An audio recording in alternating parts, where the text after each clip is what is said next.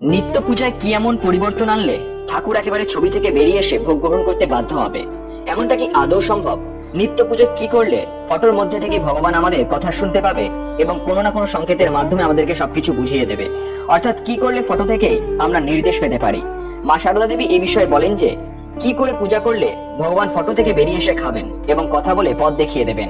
কারণ আমাদের প্রত্যেকের বাড়িতেই নিত্য পূজা হয় এবং নিত্য পূজার সময় আমরা বিভিন্ন রীতিনীতি পালন করি, কিন্তু অনেক রীতিনীতি পালন করার পরও এমনটা দেখা যায় যে আমাদের হয়তো সমস্যা যেগুলো রয়েছে সেগুলো ভগবান সমাধান করছেন না বা কিছুতেই ভগবান বোঝাচ্ছেন না যে আমাদের পরবর্তী পদক্ষেপ কি নেওয়া উচিত।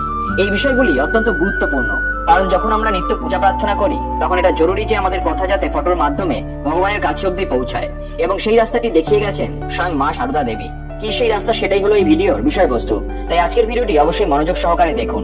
নমস্কার বন্ধুরা, আপনাদের সকলকে স্বাগত জানাই inspiring Tux with Sumit YouTube চ্যানেলে। আমরা যারা ঈশ্বরকে ভালোবাসি, বিশ্বাস করি, বাড়িতে নিত্য পূজা করি, বন্দনা করি, নৈবেদ্য দিই, আরাধনা করি, ভোগ দেই, তাকে মানি, তাদের সাথে কি এরকম কি কখনো ঘটেছে যে নৈবেদ্য দেওয়ার পর ভগবান ফটো থেকে বেরিয়ে এসে সেই ভোগটি সেবা করেছেন, কিংবা ভক্তের সঙ্গে কথা বলেছেন, বা ফটোর মাধ্যমে কোনো কিছু সংকেত দিয়ে পরবর্তী পদক্ষেপ কি নেওয়া উচিত সেটা বলে দিয়েছেন? উত্তরটি হবে হয়তো না। কিন্তু সেটি কেন? আমরা তো ভগবানকে ছবিতে আরাধনা করি, ভোগ সেবা করতে দিই, কিন্তু ভগবান কেন এসে সেই ভোগ গ্রহণ করেন না? নৈবেদ্য দেওয়ার মধ্যে কি আমাদের কোথাও ত্রুটি থেকে যায়? বোধহয় থাকে। সেরকমই একটি অসাধারণ প্রশ্ন নিয়ে আজকের ভিডিওটি আলোচনা করব, এবং আলোচনাটি হবে মা শারদা দেবীকে নিয়ে। তবে ভিডিওটি শুরু করার আগে আপনারা যারা এই চ্যানেলে নতুন তারা অবশ্যই চ্যানেলটি সাবস্ক্রাইব করুন এবং বেল বাটনে প্রেস করুন এরকম আরো অনেক নতুন ভিডিওর নোটিফিকেশন পেতে। ভিডিওটি দেখে ভালো লাগলে অবশ্যই একটি লাইক করবেন এবং সবাইকে শেয়ার করবেন যাতে তারাও ভিডিওটি দেখে উপকৃত হয়, এবং কমেন্টে জয় মা শারদা বা জয় শ্রী রামকৃষ্ণ লিখতে ভুলবেন না। এবার এক মনে ভিডিওটি দেখুন।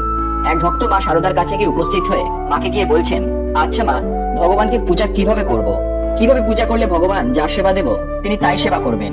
প্রশ্নটি শুনে মা শারদা দেবীর খুব ভালো লাগলো। মা এরপর সেই ভক্তকে বললেন, শোনো একটা কথা বলি। মা শারদা দেবী এরপর ঠাকুরের কথা অর্থাৎ শ্রী রামকৃষ্ণ পরমহংসদেবের কথা বলছেন, এবং এটি যে কোনো দেবদেবীর ক্ষেত্রেই সত্য।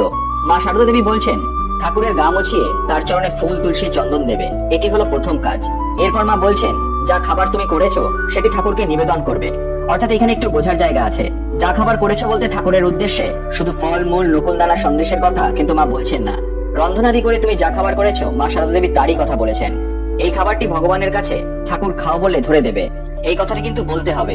অনেকেই আমরা নৈবেদ্য ধরে দেই, কিন্তু কোনো ভগবানের উদ্দেশ্যে বলি না যে ঠাকুর তুমি সেবা করো। তাই মা শারদা শেখাচ্ছেন, তিনি বলছেন ঠাকুর খাও বলে ধরে দেবে, তারপর তুমি তোমার ইষ্টমন্ত্র জপ করবে। মা এরপর আরো বলছেন, দেখো ঠাকুরকে নিজের ভেবে বলবে, এসো, বসো, নাও, খাও। মা কি সুন্দরভাবে শেখাচ্ছেন। আমরা তো সত্যি এইভাবে ঠাকুরকে বলি না। আমরা ঠাকুরকে ফুল ছুড়ে দেই, নৈবেদ্য দেই, কিন্তু মা যেভাবে শেখাচ্ছেন এইভাবে কি আমরা কোনোদিনও বলেছি? মা বলছেন, দেখো ঠাকুরকে নিজের মনে করে বলবে, এসো, বসো, নাও, খাও, আর মনে মনে ভাববে তিনি এসেছেন, বসেছেন, খাচ্ছেন। নিজের লোকের কাছে কি আর মন্ত্রতন্ত্র লাগে? মা শারদা দেবী আরো বলেছেন, ওই রকম আদর যত্ন কুটুমেলে করতে হয়, কিন্তু নিজের লোকের কাছে ওইসব লাগে না। তুমি যেভাবে তাকে সেবা করবে তিনি তেমন ভাবে সেই সেবা নেবেন। এই পূজা দেওয়ার সম্পর্কে মা শারদা দেবী কি অসাধারণ শিক্ষা দিচ্ছেন। ভক্তটি প্রশ্ন করেছিল, মা ঠাকুরকে কিভাবে পূজা দেব? মা তখন বলছেন, ওইসব মন্ত্রতন্ত্র লাগবে না। এবং মা কুটুমের সঙ্গে তুলনা করলেন, ওইসব তো বাড়িতে কুটুম এলে আদর যত্ন করতে হয়। ঠাকুর অর্থাৎ শ্রী রামকৃষ্ণ দেব কি আমাদের কুটুম? তিনি তো নিজের লোক, তার ক্ষেত্রে ওইসব মন্ত্রতন্ত্র লাগবে না। শুধু বলতে লাগবে, এসো, বসো, নাও, খাও, ঠিক যেমনটা আমরা আমাদের বাড়িতে নিজেদের লোকেদের সাথে করি। এরপর মা শারদা আবার অসাধারণ একটি কথা বললেন। তিনি বললেন, ছায়া কায়ার সমান। যে ছবিতে পূজা করছো সেই ছবি তো তার ছায়া। এই ভাবটা কিন্তু আমাদের অনেকের থাকে না। আমরা শুধুই সেটি ছবি বা ফটো ভাবি, কিন্তু সেটি ভাবলে চলবে না। মা শারদা দেবী বলছেন, ফটো বা ছায়া হলো স্বয়ং ঠাকুরের। অর্থাৎ আমাদের ভাবতে হবে ঠাকুর শুধু ছবি নন, ফটো নন, ছায়া নন, তিনি জ্যান্ত মানুষ এবং জীবন্ত রক্ত মাংসের শরীর দিয়ে তৈরি। আমাদের মতো তিনি জীবন্ত। মা বললেন, দেখবে ডাকতে ডাকতে ছবির মধ্যে তার আবির্ভাব হয়ে গেছে, আর ওই স্থানটিও একটি পীঠ হয়ে উঠবে। যেমন মা একবার উদ্বোধনের উত্তর দিকের মাঠটি দেখিয়ে বললেন, কেউ তার পূজা দিলে ওই স্থানটিতে তার দৃষ্টি থাকে। এইভাবে মা শারদা ঠাকুরকে পূজা দেওয়ার পদ্ধতি অতি সহজ সরল ভাবে বলে দিলেন। আর আমরা এইভাবে যদি ভগবানের পূজা করতে পারি তাহলে ভগবান অবশ্যই ছবি থেকে বেরিয়ে এসে সেবা গ্রহণ করবেন, ভোগ খাবেন, তিনি আমাদের সাথে কথা বলবেন, এবং সেই বাড়িটি অর্থাৎ ওই নির্দিষ্ট ঘরটি হয়ে উঠবে একটি তীর্থস্থান। এই কথা স্বয়ং বললেন মা শারদা দেবী। তো এই ছিল মা শারদা দেবীর বলা কিছু অসাধারণ কথা। এবার চলুন কিছু অনুপ্রেরণামূলক উক্তি শুনে নেওয়া যাক। আঘাতটা আমার, এই জন্য কষ্টটা অনেক গভীর। শুধুমাত্র ভগবানই জানেন আমি তোমার জন্য কতটা প্রার্থনা করেছি।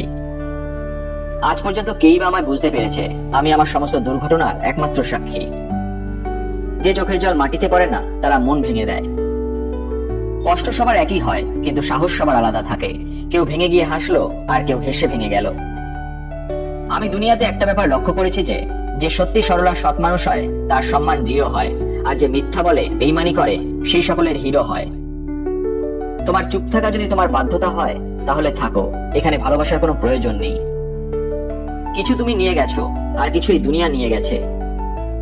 লোকজন অবাক করে দেয়, ভাই ভাই বলে, তারপর এই সম্পর্কটাকে ব্যবহার করে। জীবনে এতটাও অ্যাডজাস্ট করো না যাতে লোকজন ভুলেই যায় যে তুমিও মানুষ। ক্রোধ হলো খারাপ জিনিস, কিন্তু যেখানে রাগ দেখানো দরকার সেখানে দেখানো উচিত।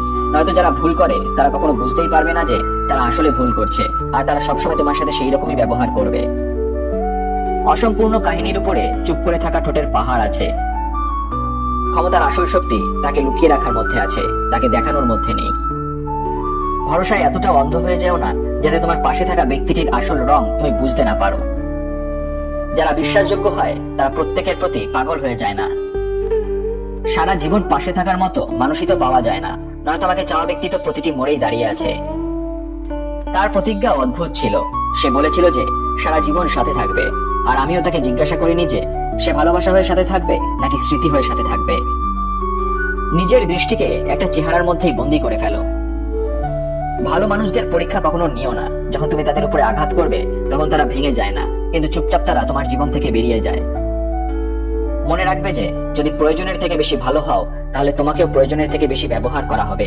বন্ধুরা, ভিডিওটি দেখে যদি ভালো লাগে তাহলে অবশ্যই একটি লাইক করবেন এবং সবাইকে শেয়ার করবেন যাতে তারাও ভিডিওটি দেখে উপকৃত হয়।